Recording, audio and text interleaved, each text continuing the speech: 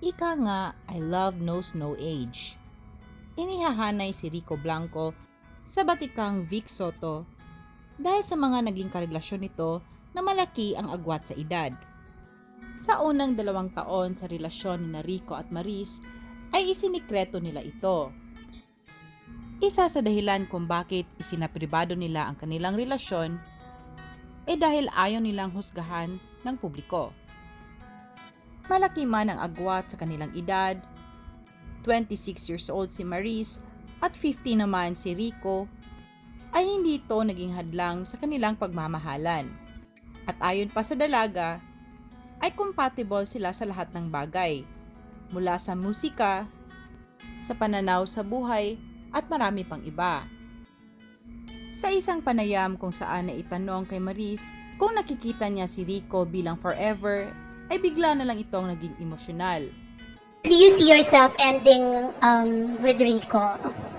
Biglang natahimik ang press at hinintay ang anunsyo ni Maris. Sabi ng aktres ay pagod na siyang magmukhang masaya at parating mag-oo lang kung kinukumusta na sila ni Rico.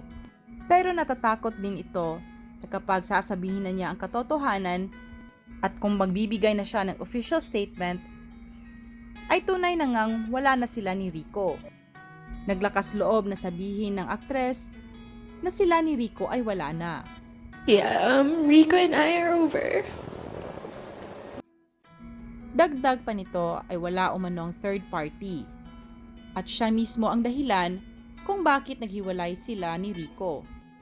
Sa laysay ng aktres ay nag-usap muna sila ng masinsinan at sinabi niya nito kay Rico kung ano ang kanyang mga problema. Sabi ng dalaga ay may mga realizations umano siya at nais niyang tahakin ng ibang landas. Bilang isang matured na lalaki, ay kalmado umanong tinanggap ni Rico ang naging desisyon ni Maris at nagkasundo silang tapusin na ang kanilang 5-year relationship. Saad pa ni Maris ay ilang linggo na silang hiwalay ni Rico. At ang mga araw na iyon ang pinakamalungkot na napagdaanan niya sa kanyang buong buhay. Hinihingi ngayon ng aktres ang pag-unawa at huwag nang idamay si Anthony Jennings, ang kanyang love team sa Can't Buy Me Love, sa kanilang hiwalayan ni Rico Blanco. I told him my problems, my issues, and he took it like a man. I love him and he loves me, and so many questions about my life, but it was a very polite separation.